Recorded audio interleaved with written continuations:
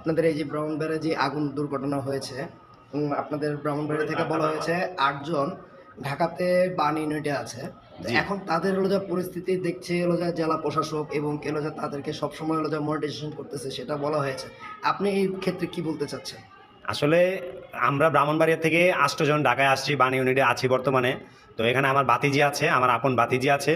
তো তার নাম আসলে কি? প্রশাসন নাম কি? রুবাইয়া আক্তার। আচ্ছা। তো প্রশাসন বলতে এখানে কেউ এখন পর্যন্ত আসে নাই। ব্রাহ্মণবাড়িয়া জেলা প্রশাসন, আমি একটা যমুনা টিভিতে দেখলাম, নিউজ দেখলাম। জেলা প্রশাসন আমাদের সহযোগিতা করতেছে। এখানে আমি কোনো জেলা প্রশাসনের এখানে ছিটেফোঁটাও দেখি নাই। আমি ২ দিন যাবৎ আমার ভাতিজির সাথে আছি শুরু থেকে। এখন পর্যন্ত আছি, রুগীর সাথে আছি এবং ৮ টা রুগী আমি মোটামুটি দেখাশোনা করতেছি। যারা আছে বর্তমানে ৪-৫ জন, তাদের সাথে আমার প্রায় দেখা সাক্ষাৎ হচ্ছে। কেউই এখন পর্যন্ত বলতে পারেনি যে এখন জেলা প্রশাসনে এসেছে।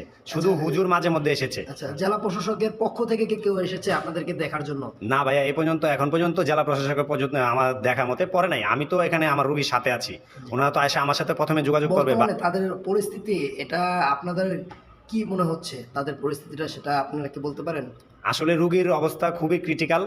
বিশেষ করে আমার ভাতিজির একটা হাতের অবস্থা খুবই খারাপ। রগ টানা দিয়ে মানে আঙ্গুলগুলা বটে গিয়েছে। তো এখন ওকে ২ পাশ, হাতের ২ পাশ কেটে অপারেশন করানো হয়েছে। তো এখন কিছু চিকিৎসা চলতেছে, ইমার্জেন্সি কিছু পরীক্ষা দিছে। আমি পরীক্ষার কাগজগুলো নিয়ে আসছি। এই যে দেখতে পারেন পরীক্ষার কাগজগুলা। আমি এখন পরীক্ষা কমপ্লিট করব।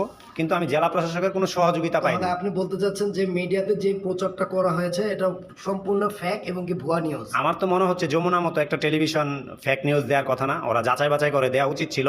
কিন্তু আচ্ছা। এটা ওরা যাচাই বাছাই করেনি। তাহলে আপনার কথা অনুযায়ী যমুনা টেলিভিশন একটু বানিয়ে নোটে এসে ঠিক আছে দেখে তারপরে অবশ্যই যমুনা টিভির স্বচক্ষে এসে এখানে নিউজটা করা দরকার ছিল।